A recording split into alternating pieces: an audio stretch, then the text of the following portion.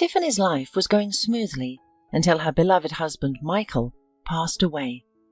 Life lost its joy, and the vast wealth left behind by her husband only seemed to deepen her boredom and monotony. Her days played out in a boring rhythm. A breakfast of lactose-free milk, gym training, an hour of Pilates. By lunchtime it felt as though a week had passed instead of just 5 to 6 hours. Tiffany seemed to be rushing through life, trying futilely to outrun her painful loss and the haunting memories. "Tiffany, you can't keep living like this. It's been 1.5 years. How long will you neglect your life?" Over afternoon coffee, Tiffany's friend tried once more to convince the widow that life wasn't over, particularly at her age of 37. "Heidi, stop pressing on the sore point. I exercise and go to the park almost every evening. What more do you want? I'm tired of your lectures." Tiffany didn't want to upset her friend, who had supported her all this time, but she was too drained to hold back, and her emotions spilled over. Heidi understood everything. She ignored the harsh words of her best friend, with whom she had been close since high school. Their friendship had been tested time and again, experiencing both highs and lows. Heidi was confident that they would weather this storm too, yet she couldn't ignore her friend's best years seemingly slipping away. "Do you think sports and walks are the solution, Tiffany? You only leave the house to escape reminders of Michael. You're running from yourself, not living fully." "And what options do I have? I don't have children or a husband now." Tiffany struggled with the concept of moving on. Overwhelmed by her circumstances, she wondered how to start afresh when so much had happened. "You can still have kids. If things with Michael didn't work out after all these years, there must be a reason. Maybe fate intervened, preventing the birth of children in your family." Heidi's harsh words were deliberate, an attempt to jolt her friend's rationality. "I've pondered over that myself, but if I had a child with Michael, I would have lived for him. I would have—" Tiffany was cut off by a doorbell, her thoughts instantly scattered. Tiffany looked through the intercom, but she didn't recognize the person standing outside, so she asked, "Who's there?" "Is this Tiffany Jackson's place?" was the answer to her question. "Identify yourself before asking questions, young man." "Apologies, I'm Lee, a courier. I have a package for Tiffany Jackson," the courier said, feeling a bit awkward. Tiffany peered through the intercom once more, and indeed saw a large box. There was no longer any hesitation about whether to open the door. "Yes, I'm Tiffany Jackson," she confirmed as she opened the door. "Please sign here." The courier handed her a pen and a signature sheet. "And by the way, today is my first day on the job, so I forgot to introduce myself at the beginning. I hope that didn't inconvenience you. I promise to be more considerate from now on." "It's okay, Lee. It happens to everyone. Have a lovely day. Goodbye," replied Tiffany. She carried the package to the kitchen, where her friend was already eager to know more. "Well, what is it? Who's it from?" Heidi asked. "I don't know, Heidi," replied the surprised Tiffany, clueless about the mystery sender's identity. "Tiffany, let's hurry up and open the parcel. It's such a large box." Heidi encouraged the confused Tiffany. Finally, the box was opened. Both friends gasped as they saw the children's items inside. "This is ridiculous. Why would I need baby clothes? Maybe there's been a mix-up. We need to catch up with the courier and ask." Tiffany rushed towards the door, but stopped when she heard her friend shout, "Tiffany, there's a letter. It says it's for you. Let's read it quickly or the suspense will drive us mad." Tiffany hesitantly began to open the envelope, a sense of dread washing over her. She had an intuitive feeling that it held nothing but bad news. Time seemed to stand still as her eyes scanned the words. "Hello, Tiffany. This is Deanna. You probably don't know me. Michael wanted to tell you about our family, but feared it would hurt you. His love for you faded long ago, but his respect for you as a person remained. His life with you caused me pain throughout the years, as it did to our son. Yes, Tom is Michael's and my son. They loved each other deeply. Michael was an exceptional father. I'm writing this letter because I am at a loss. I hesitated to reach out, wondering if it was necessary, and then I realized it was necessary. You never had children, though I know you wanted to. Michael was upset about it. He yearned for a child, but you couldn't give him that joy. When he pursued me, he expressed a desire to have a child immediately. My love for him was instantaneous, so it didn't take long for us to act. Michael was wealthy and successful. Who would refuse to bear the child of such a man? I'm writing to you for a different reason, though. Michael left a substantial amount of money for Tom and me after his death. However, it proved to be less than it seemed. I am young and beautiful, and I have daily expenses for skin and body care, healthy food and trendy clothes. The money just seemed to evaporate. I'm sure you, as his legal wife, inherited much more. Please share some of it with us, without resorting to legal battles. After all, Tom is Michael's son, and you should be concerned about his future. If you're unwilling to settle this amicably, we may need to take more drastic measures. But why waste money and time on lawyers? I hope you understand my position and won't refuse my modest request to assist my son and me. Is this a joke? Heidi was in such shock at what she had heard that she couldn't bring herself to believe what was happening. Heidi, pour me something stronger. Tiffany, taken aback by the news, managed to request from her best friend. Heidi rinsed 2 glasses and filled them with a fitting sedative for the situation.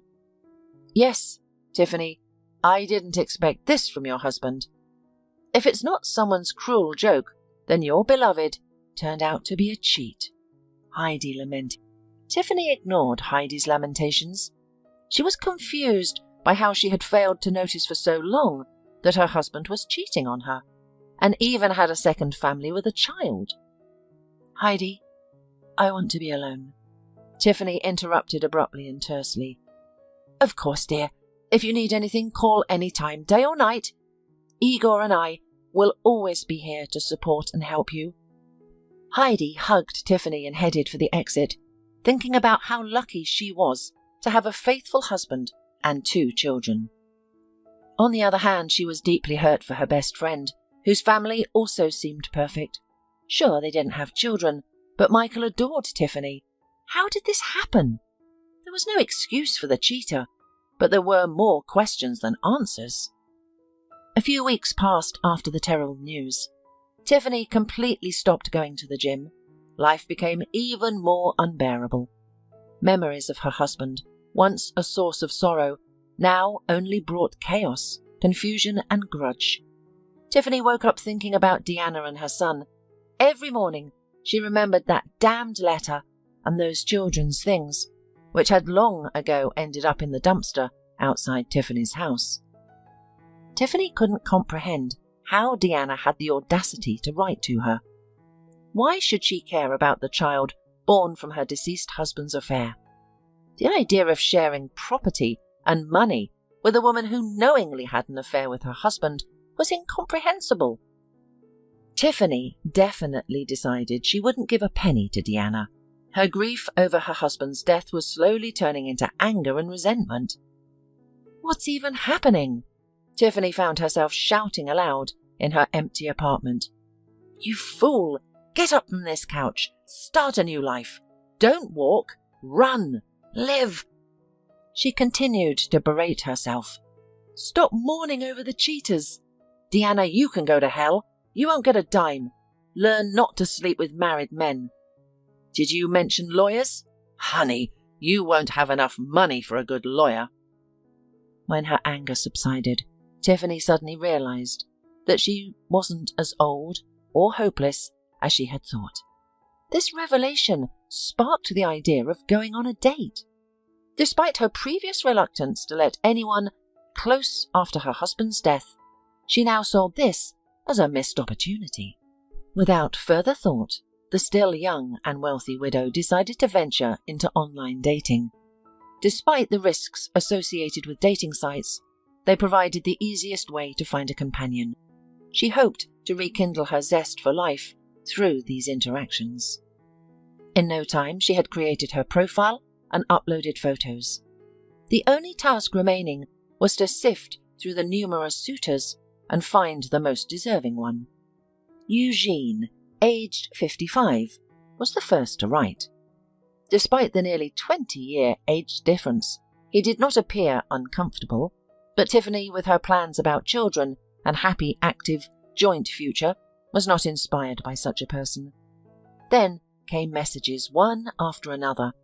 Young guys tried to test their fate, noticing expensive jewelry on a lady much older than them.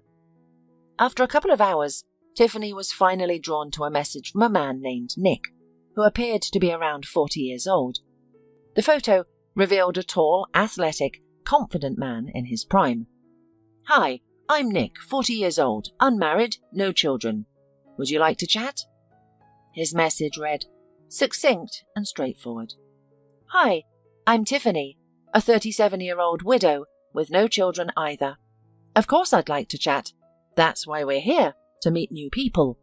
Tiffany responded, trying not to appear too formal and hide her lack of experience with men.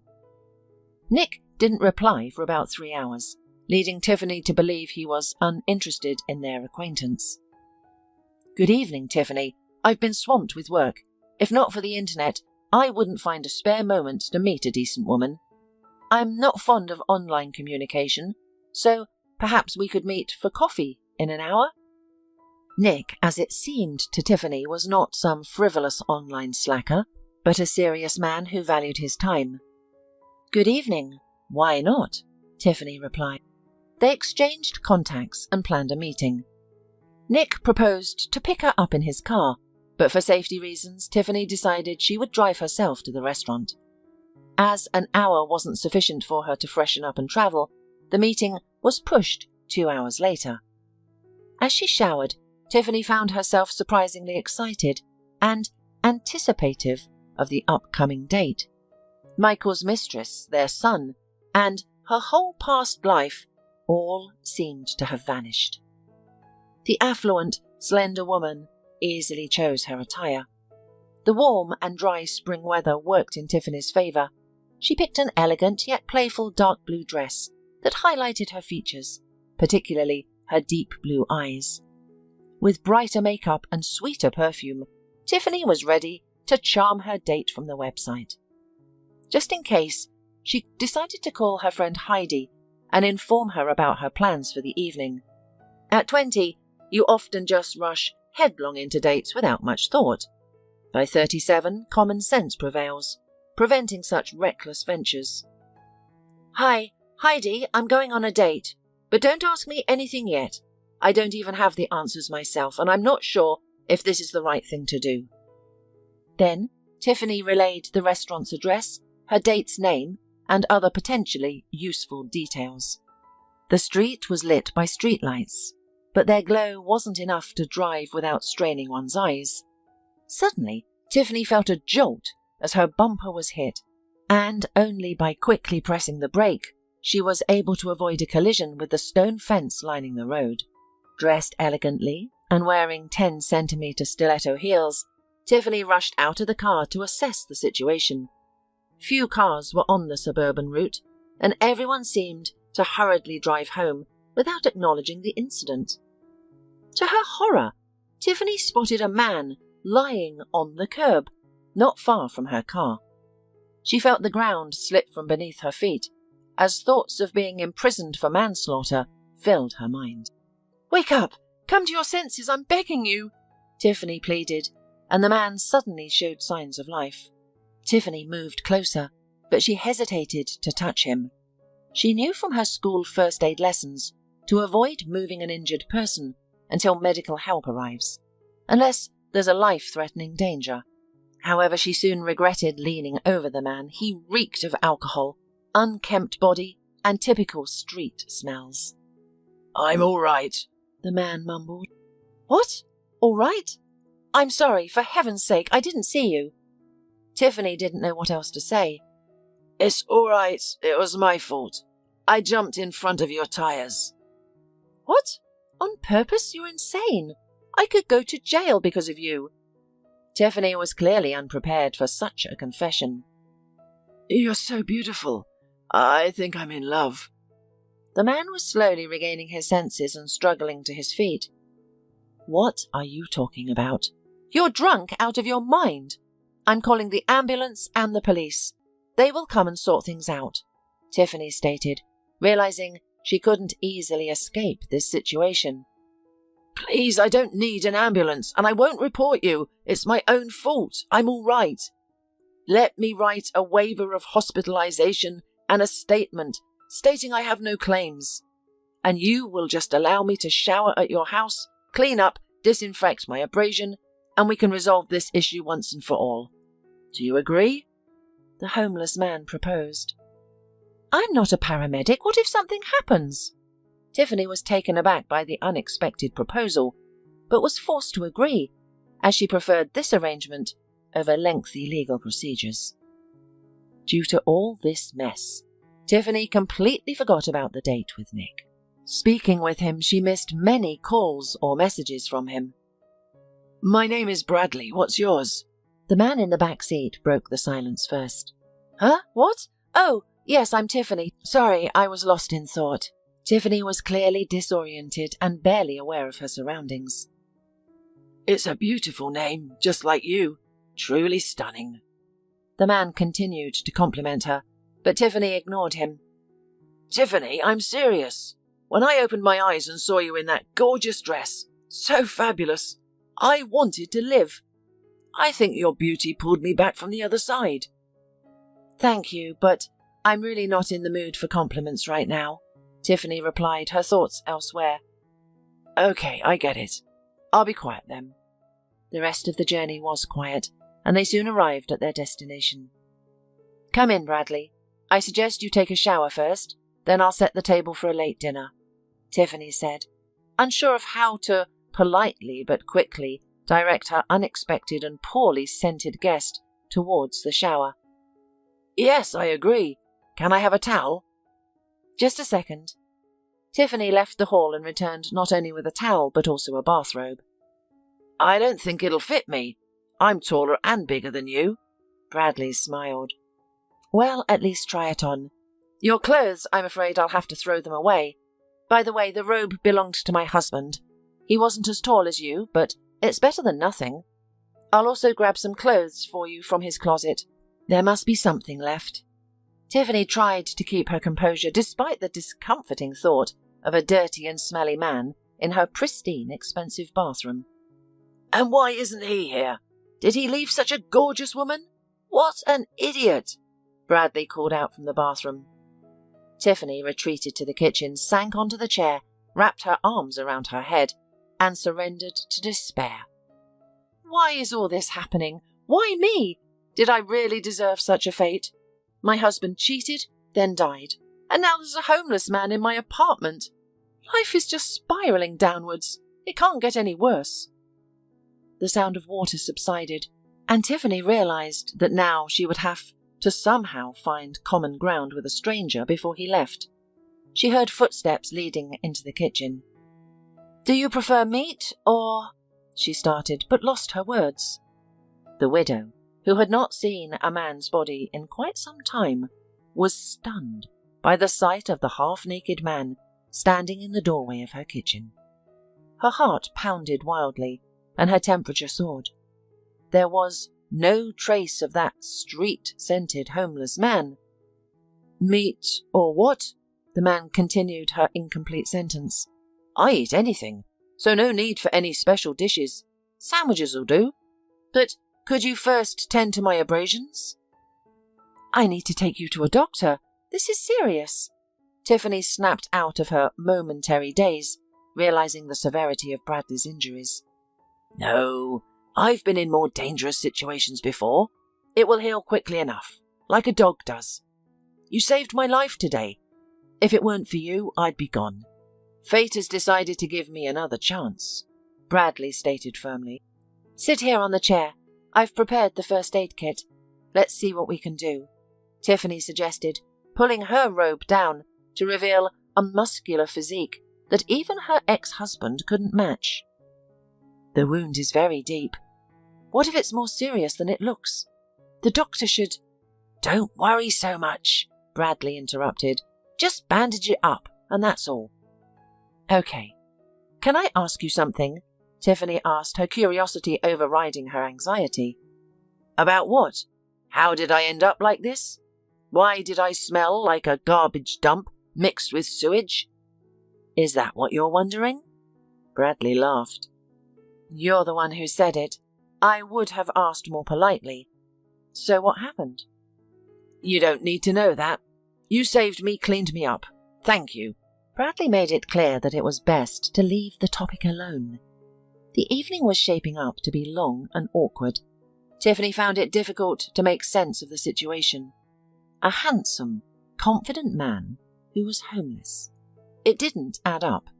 People do lose their homes and businesses, ending up in dire straits, but it is rare that a person so dramatically, morally, and physically sink. It is necessary to despair to the point of no return. It was possible to guess for a long time. The truth, anyway, could not be found out, because the guest was clearly not desiring an open conversation. Tiffany, what happened to your husband? Bradley asked. He is dead, the woman replied succinctly, which took Bradley surprised. He didn't ask any further. Do you live alone? You've got a fancy car, a high-end apartment, designer clothes from your husband. Did you inherit all this? Bradley continued to probe, trying to understand his rescuer better. Are you suggesting that I'm a kept woman? No, that's not it. I've worked all my life and supported my husband in everything. After his death, I gave up my business, and now I live on interest from my assets and savings. I've got enough, though. I see. I didn't mean to offend. I'm sorry. You looked quite dressed up today. Were you going on a date? Bradley asked. Exactly. Good heavens, I forgot. There was a man waiting for me, Tiffany exclaimed as she ran out of the hall and into the hallway to retrieve her purse. Checking her phone, she found 5 missed calls and 2 messages. She immediately dialed Nick to explain her absence. Hi, Nick, I've been in an accident. I apologize. It's been quite a mess. Have you been waiting long? She started the conversation emotionally. Not to worry. How are you? I was concerned. Are you hurt? Nick asked, clearly worried. No, I hit a man, but he's okay now. You hit a man? Tiffany, this is serious. I have connections. Do you want me to call and help sort everything out? Nick offered, showing his responsible and caring nature. No, Nick. Thank you, but everything's been resolved. I'm really sorry. I hope we can still meet next time and get to know each other better. The two said their warm goodbyes. Tiffany was impressed with Nick.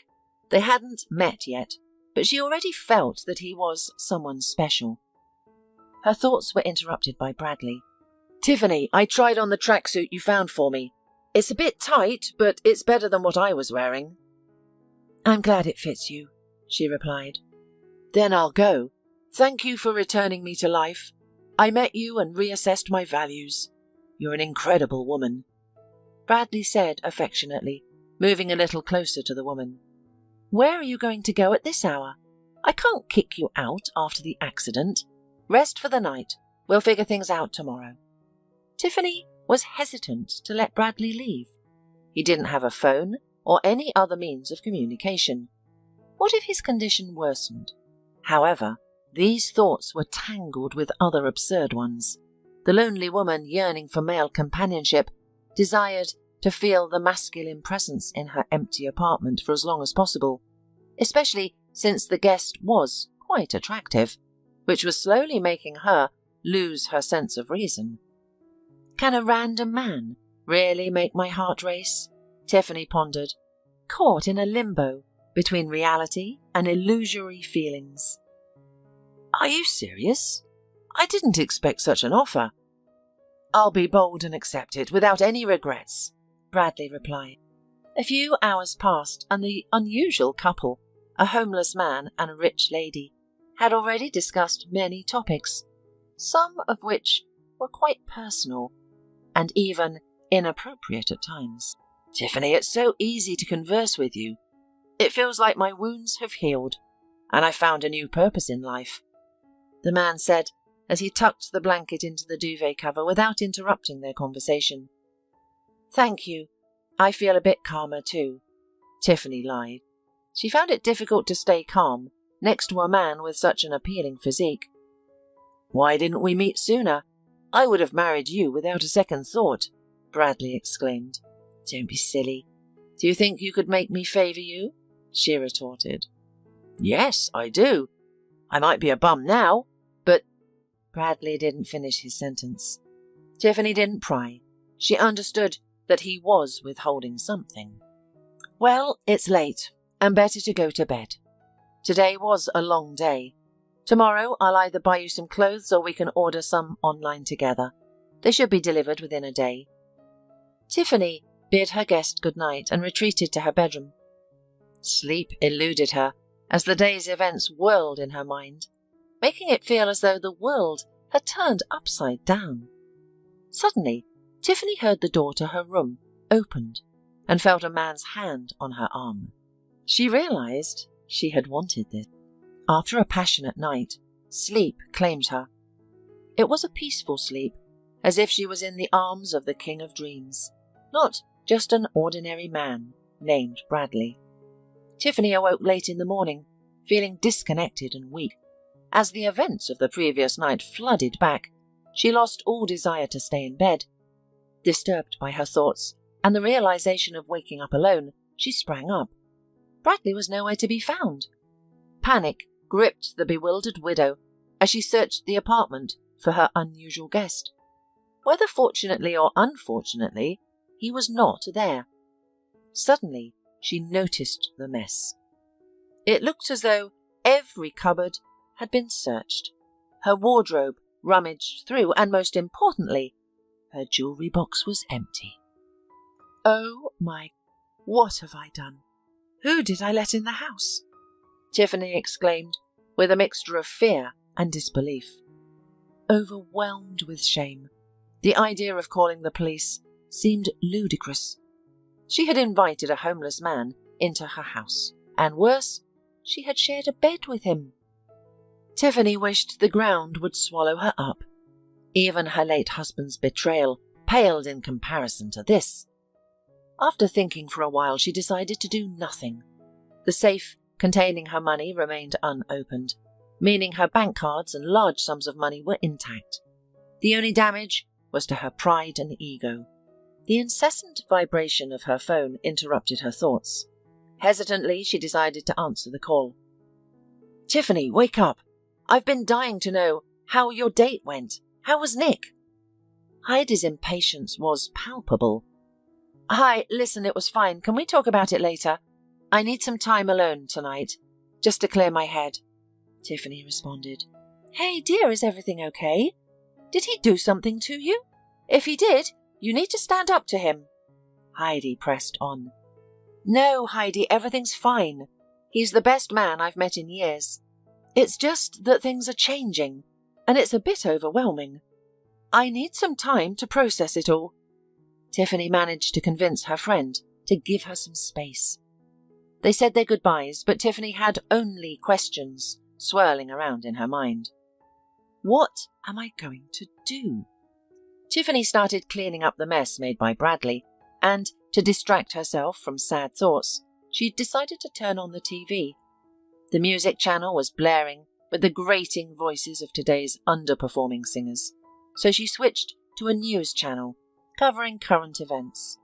The kitchen was the only place that hadn't been damaged. Apparently, the bum took a good look at it last night during dinner and didn't find anything of value. Tiffany began cleaning the living room where the intruder had slept, or pretended to sleep. On the coffee table, Tiffany found her sleeping pills. That's probably why she slept so soundly that she didn't hear any noise during the night. New theft schemes have been identified within the capital and its suburban. Law enforcement agencies ask all drivers to be extra vigilant on the roads in the evening, the news reported. Crime stories always piqued Tiffany's interest, so she shifted her attention from the window to the TV screen. The girl from the news program, meanwhile, continued to reveal the details of the case. A gang of swindlers disguised as homeless people are pulling off an uncomplicated acting stunt. A man dressed up in a homeless person's outfit throws a bag of rubble under the wheels of an approaching car in the semi-darkness. Everything happens so quickly that the driver doesn't have time to see the object ramming the bumper on impact.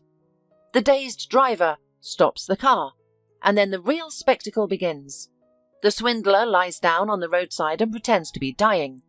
In the second scheme, the swindler convinces that he wanted to end his life. In all cases, they ask not to call the police and ambulance. Tiffany stood listening to the news, and her legs were treacherously shaking. She didn't want to believe what she was hearing. It was as if the news anchor were revealing all the secrets of last night at Tiffany's house. The next point on their agenda is asking for shelter for a few hours to clean up, treat their wounds, and rob their victims. Stay alert and make sure to call the police and an ambulance if you're involved in an accident.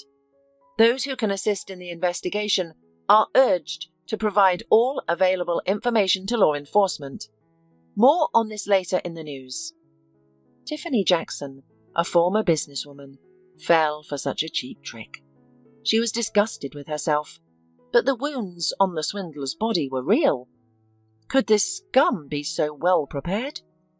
Tiffany found herself not only recalling Bradley's words, but also his sculpted body, which she had admired for half the night, not suspecting such a cruel setup.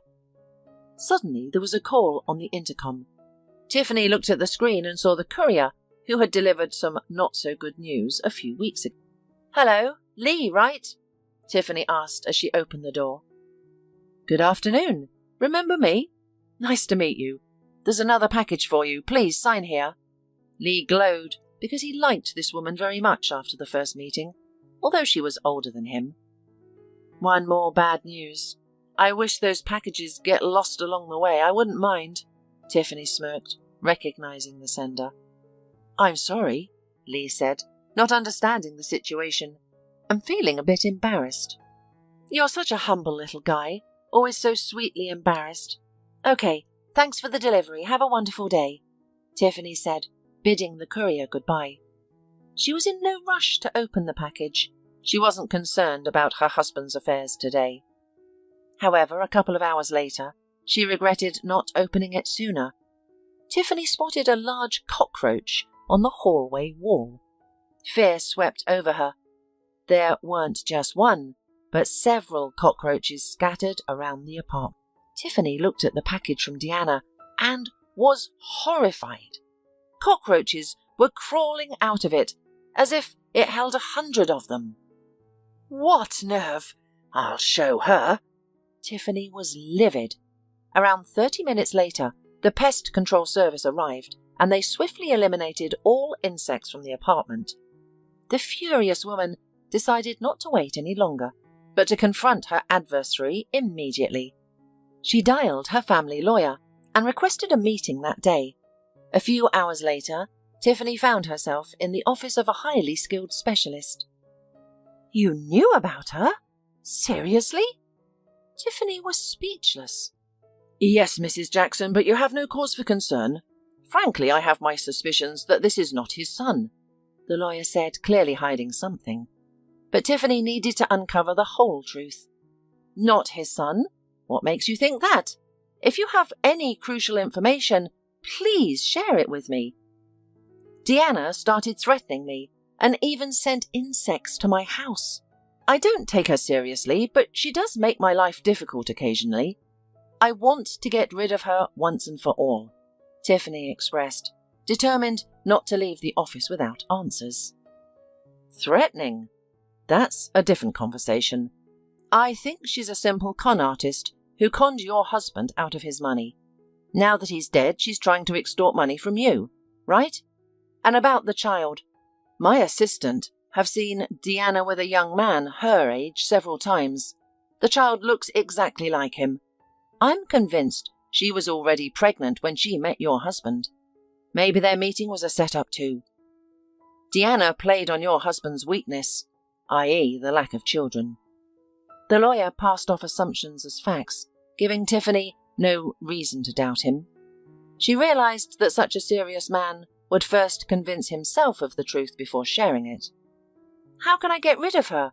Legally, of course. I certainly don't need any more problems right now, Tiffany asked.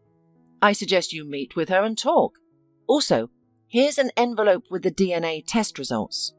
Michael Ivanovich, upon my request, decided to verify whether the child was his. He resisted initially, but I was persistent. Unfortunately, he didn't live to see the result. You can open the envelope. It gives you another reason not to share your late husband's wealth. You are indeed my saviour. I'm so glad we have you. Your instincts are excellent, and your experience is immense. I can't thank you enough. Tiffany, not knowing how else to express her gratitude to the lawyer, promised him a generous cash bonus if things went smooth. Tiffany got the phone number of her husband's mistress from the lawyer. She immediately messaged her, stating she was waiting for her at the agreed location. 3 days later, Deanna agreed to meet. This resolved one of Tiffany's concerns. She was confident about the outcome of the case because the result in the envelope was positive. But only for Tiffany. Energized by her small success, the widow returned home and completed her cleaning tasks. She decided to forget Bradley. Whether he was a beggar or a con artist didn't matter because life goes on, and it was time to introduce some brighter colours into her life. Hi, Nick. I've been a bit swamped lately. Are we still on for our meeting? Tiffany sent a casual message to Nick. Hi. Yes, I'd love to meet, but I can't today. Can we meet tomorrow during lunchtime at my office? Nick, without any hint of the grudges that often plagues men of his age, suggested a convenient first meeting. Yes. He wouldn't see her in her stunning evening dress and makeup, and her elegant stilettos that would be replaced by modest casual shoes, but the important thing was that they were finally going to meet. Tiffany spent the rest of the day alone, scrolling aimlessly through social media posts. The day of the meeting with Nick arrived. Tiffany dressed elegantly for their lunch date and set off to meet her online interest. Driving up to the meeting place, Tiffany saw that Nick was already waiting for her, holding an incredibly beautiful basket of flowers. Tiffany, hello. You look very elegant. These are for you, the charming man said, handing her the basket of flowers. He then began to inspect her car, assessing the damage from the accident. Nick, thank you. It's my pleasure, Tiffany responded, feeling elated. The man was even more attractive than in his photos. Tiffany, let me help with the repair. I know someone nearby who can fix your car up in a couple of days, Nick offered. Tiffany was unsure how to react, unused to having a man's assistance. There's no need. I'll handle it myself. I just haven't had the time or inclination to arrange the repair, she replied. Don't worry about it. Let's have lunch now, and afterward, I'll take care of everything, Nick assured her. The date was a success. Tiffany was captivating, and Nick was entirely smitten by her charm. After lunch, as promised, Nick helped with the car repairs, covered all the bills, and ordered a cab for Tiffany. Despite his tight schedule, he offered to be her driver, promising to find time for her. 5 days later, Tiffany called her friend Heidi and invited her to dinner. It was time to share everything that had happened to her, but at the time for the meeting, Tiffany felt unwell. Hi, Tiffany, are you feeling okay? Heidi asked, concerned. Oh, it's just a stomachache. Maybe I overate at breakfast, said Tiffany, and began to recount everything, starting from the accident. Girlfriend, what were you thinking? You brought a swindler into your house and spent the night with him? You are acting like a fool. 1.5 years after her husband's death, she's been turning down suitors, and now she's with a homeless man. Heidi scolded her friend, unable to comprehend why her beloved Tiffany had taken such actions. Believe it or not, you would have done the same in my shoes.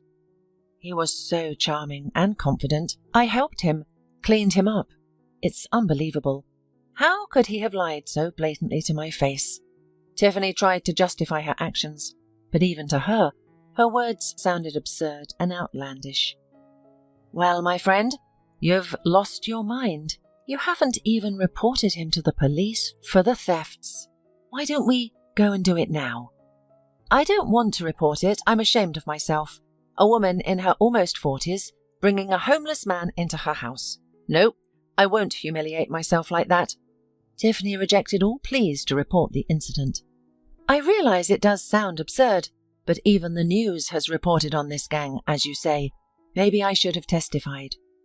The friends argued for a few more minutes when suddenly Tiffany felt so unwell that her face turned green. "Gosh, Tiffany, what on earth did you eat on that makes you so nauseous?" Heidi voiced her concern for her friend. "I didn't eat anything unusual. I must have been nervous. They say that all illnesses start from nerves." "That's right. You've had a lot on your plate these last couple of weeks." The friends discussed many aspects of Tiffany's life, both important and trivial. By nightfall, she was alone. She didn't want to sleep, and besides, Nick began to flood her with messages, and then called. "Tiffany, I like you very much. I think about you all these days. My colleagues saw you at the lunch that day. They all encouraged me not to miss the chance with such a beauty. I'm sure I made the right choice." Nick had clearly fallen in love. At his age, pretending to be an innocent young man and remaining silent about his feelings seemed silly for him. "I'm very flattered by your words, Nick. I'm fond of you too. You make me feel like a truly delicate woman," Tiffany responded, not wanting to mince words. She had already encountered plenty of insinuation and surprises in her life. "Then why not move in with me?" Nick proposed, surprising her. "So soon? I'm sorry, but I'm not ready yet. Give me some time. Let's meet more often and see how it goes," Tiffany suggested. This dampened Nick's spirits somewhat, but his determination to win over Tiffany remained. He agreed to her terms. "Tiffany, feel free to call or write to me at any time. I'll gladly help you in any way I can, I promise," Nick assured her. They said their goodbyes. Everything seemed fine with Nick, but Tiffany couldn't stop thinking about Bradley. Nick was perfect in every way, but Bradley had wormed his way into her heart, and as it turned out, had no intention of leaving. 3 days later, Tiffany went to meet her late husband's mistress. "Let's not mince words, Deanna. What you did with your manipulations was despicable. I'll chalk it up to your immaturity. Although I could have taken more drastic action after such a nasty stunt." Tiffany began the conversation, confident in herself and her strength. "Glad you liked the surprise. Did you bring the money? Give it to me, quickly. I'm running late for the beauty parlor." Deanna, sensing her winning position, was not expecting any surprises. "I brought it. Here, take a look." Tiffany handed her an envelope. "What's this?" "Open it. See for yourself." Tiffany was tempted to make a few jabs about Deanna's intelligence, but chose to spare her the embarrassment. "A DNA analysis? 0% kinship? This has to be fake." Deanna was livid when she saw the shocking document. "It's completely authentic. Michael took the DNA test. Look at the date. Sadly, he died without knowing that he had no biological offspring. Maybe it's better that way. At least in heaven he'll be content knowing he left behind a legacy." Tiffany paused, then continued assertively, "And you're a fraud. Forget about my family's money and my home address. You won't get a cent," Tiffany said, then left a few bills on the table for their coffee and cab fare home, and turned to the exit.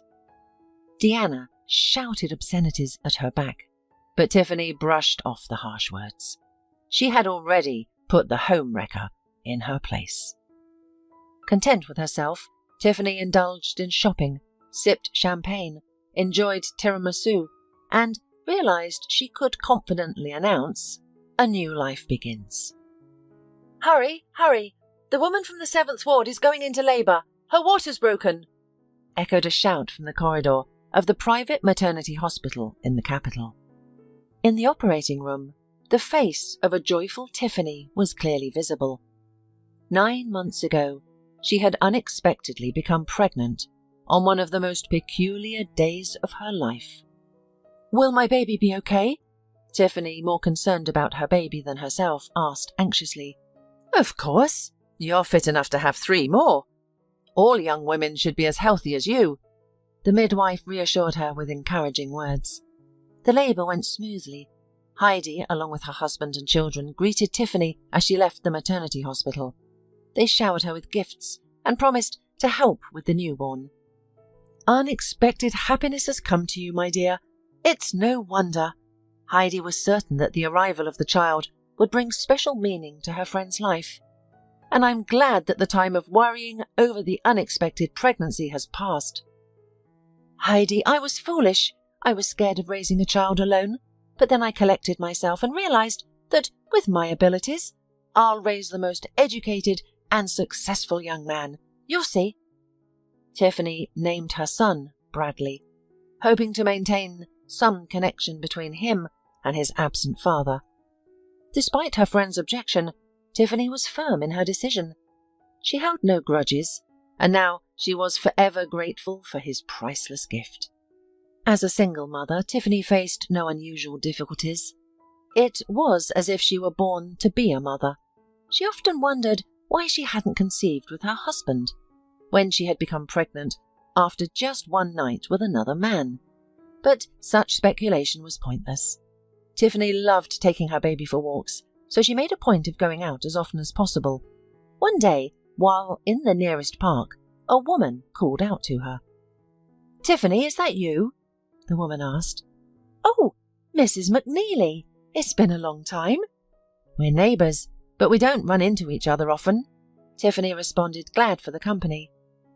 "I'm always at my son's country house. It's so beautiful there that I hardly want to return to the city.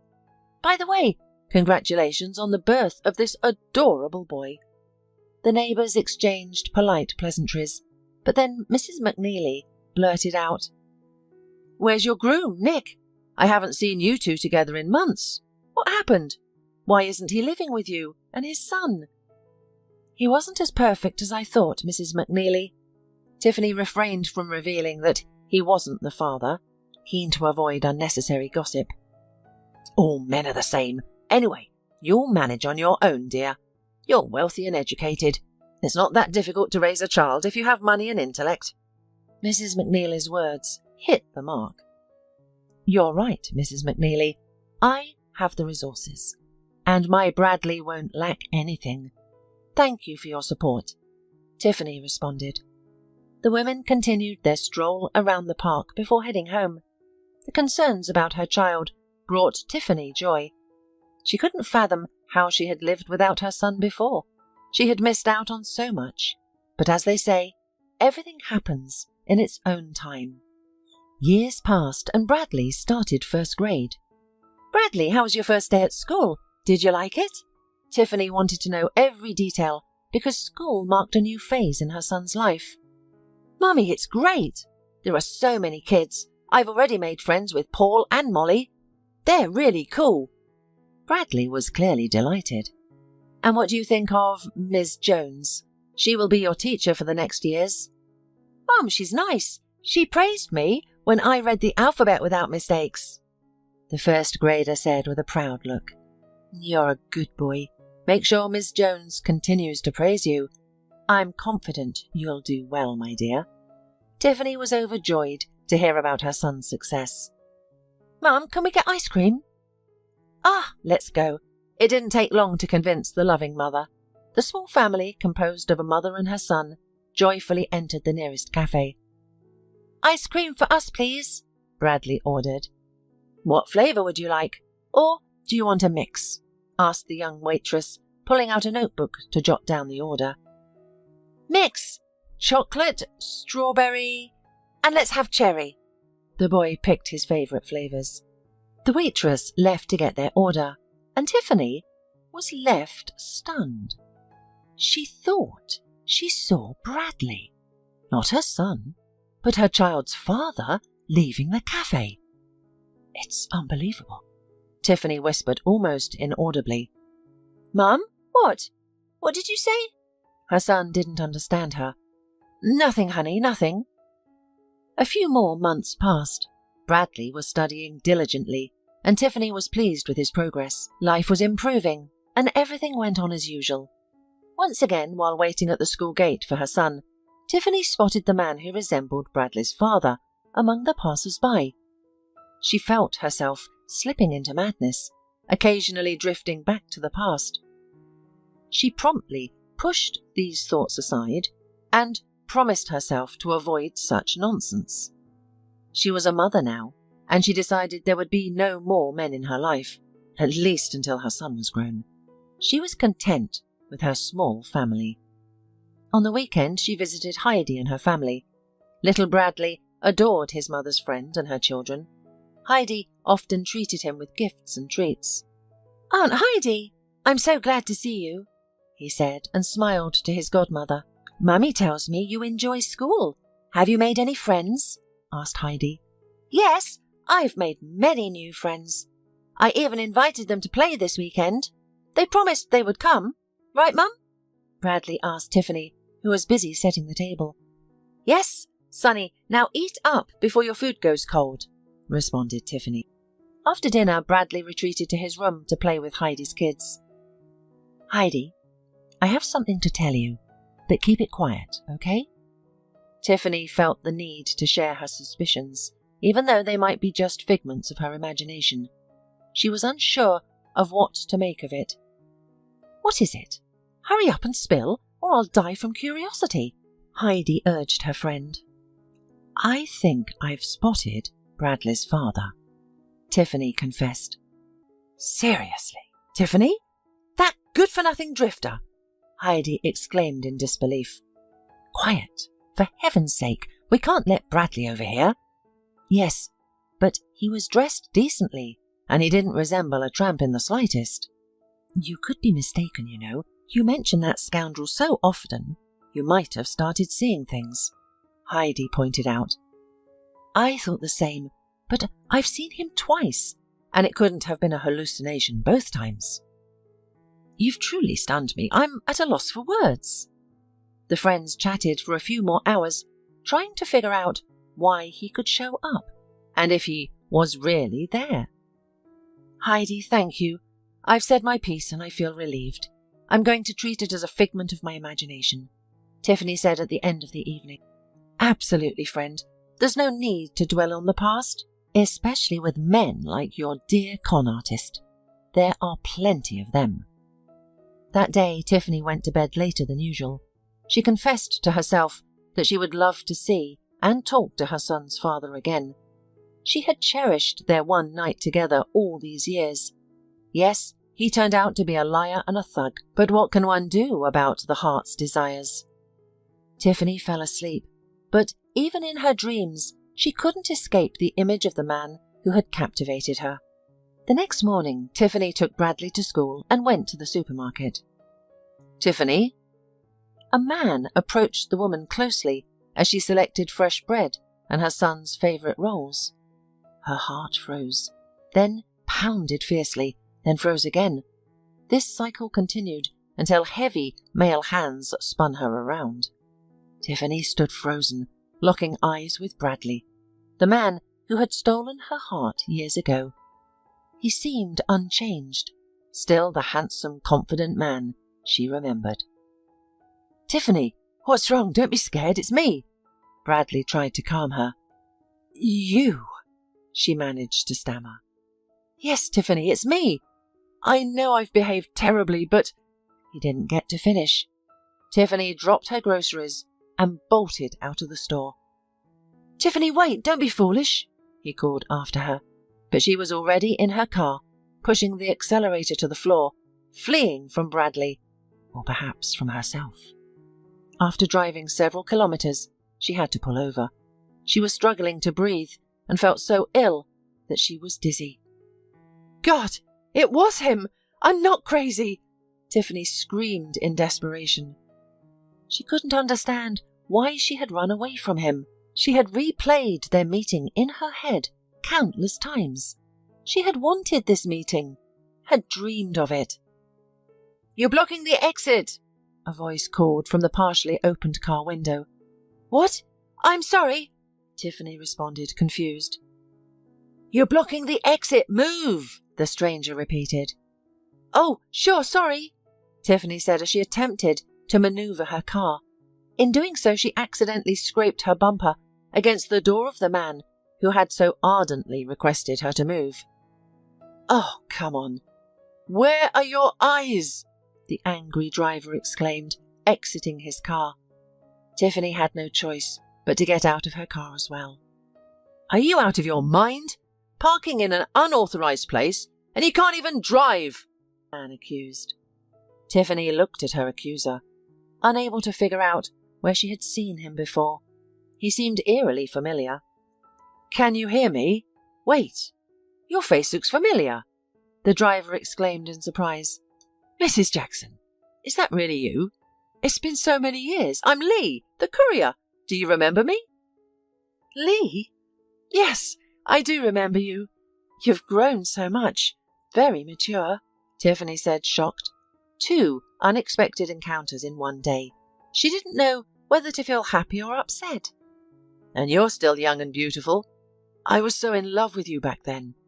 I used to wait for your parcels, but they stopped coming. I was too shy to visit. Such a naive fool," Lee said, laughing. "Really? I'm at least 15 years older than you. Don't be silly," Tiffany said, embarrassed by his confession. "Mrs. Jackson." "Tiffany, just Tiffany. You're no longer a courier, I see, and you've grown up. We can drop the formalities," she interrupted. "Tiffany, I'm sorry. Why don't we go and have a cup of tea?" Lee suggested suddenly. "Okay. I need to unwind more than ever." Tiffany accepted his offer. It felt like a lifeline to her at the moment. The long-time acquaintances spent a pleasant time together, forgetting the minor traffic accident. They exchanged phone numbers and parted ways, each with a warm feeling in their hearts. Later, Tiffany picked up Bradley from school. His new drawings lifted her spirits. She thought her son was really talented, but his father, she knew almost nothing about him. "Mum, why are you sad today?" Bradley seemed to notice her emotions. "I just missed you while you were at school, baby." "Let's go to the supermarket," she replied. Tiffany and Bradley spent an hour at the store. After returning home, she cooked a delicious dinner, and they watched cartoons together. "Mum, you said Dad went far away. Will he be coming back?" "He has to come back, doesn't he?" Bradley's sudden questions felt like a bucket of cold water to Tiffany. Bradley, he's not coming back. He has a lot of work and can't leave it to just come home.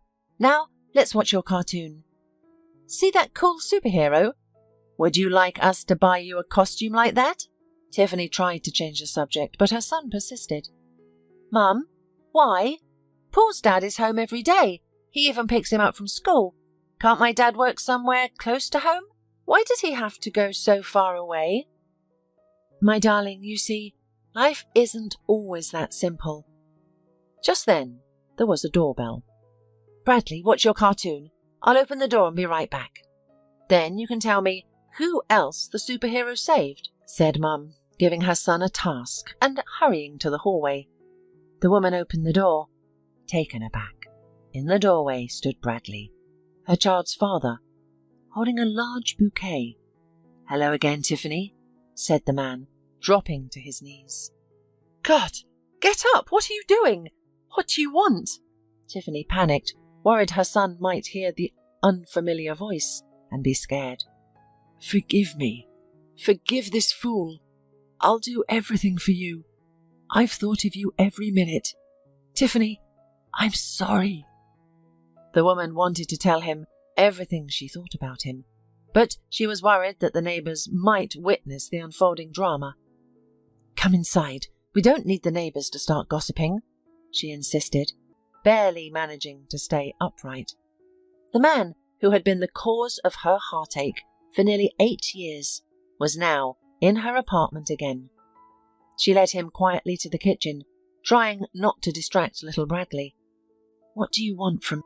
Tiffany tried to hide her trembling lips, but Bradley noticed every emotion that crossed her face.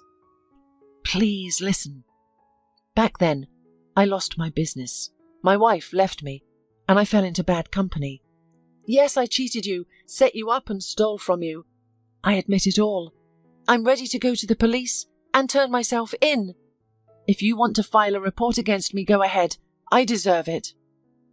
"Bradley, all of that is in the past. I've moved on. I'm not the same person I was. Please, leave." "No, Tiffany, I can't live without you. Every year without you was pure agony. I fell in love with you back then, but after what I did, I couldn't bear to look you in the eyes." "You could do. You had the audacity to cheat and steal, yet you lacked the decency to repent. I've already forgotten and forgiven you. That's all." Tiffany summed it up, although she didn't believe her own words. "I beg your pardon. I'll return every cent I stole. Honey, I want to take you with me. I have a large house, a prestigious job. I've risen from poverty, and now I've come to make you the happiest you've ever been." "You already have," Tiffany retorted, quickly realizing she wanted to change the subject. "What do you mean?" "Tiffany?" "Nothing. It's just sarcasm. Now leave. Get out of my house." Her tone escalated.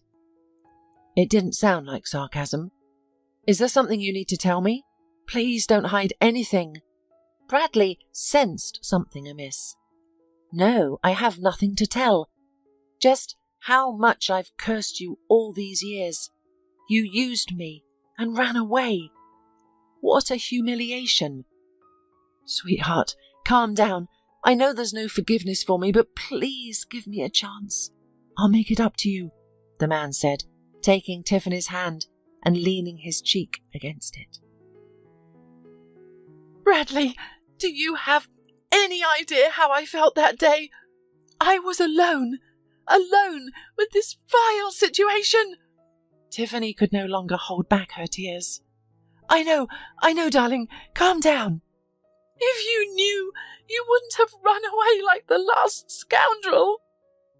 She fell into Bradley's arms and finally felt at home. She didn't want to determine who was right or guilty. She could feel his breathing and the rhythm of his heart, which gave her strength. "Mum, why are you crying? Who is this man?" Little Bradley appeared in the kitchen suddenly and quietly. "Mum, is it my dad?" he continued to ask his confused mother and father. "Tiffany, he's my copy. Jesus! Tiffany, how can you explain this to me?" Bradley was mesmerized as he looked at the boy, not understanding what was happening. "Yes, honey, it's your daddy. He's back," was all Tiffany could manage to say. "Daddy, Daddy, you won't work so far away anymore. You're here for good, right?" "Tiffany, is it true? Answer me, Tiffany." Bradley awaited this answer like a blessing from above. "Yes, meet Bradley, your son, our son." "Dad, let's go watch cartoons. There's a superhero." "You're my superhero too, right? You're going to protect Mummy now. Let's go, Dad." Bradley grabbed the hand of both his dad and Mum. After all these years, the whole family was together. Tiffany looked at her son and his father, feeling truly happy. She would have managed raising a child alone, but having a father for her son made a world of difference. Even though Bradley initially stumbled, the most important thing was that he had come back to them, making their lives much more joyful and fulfilling.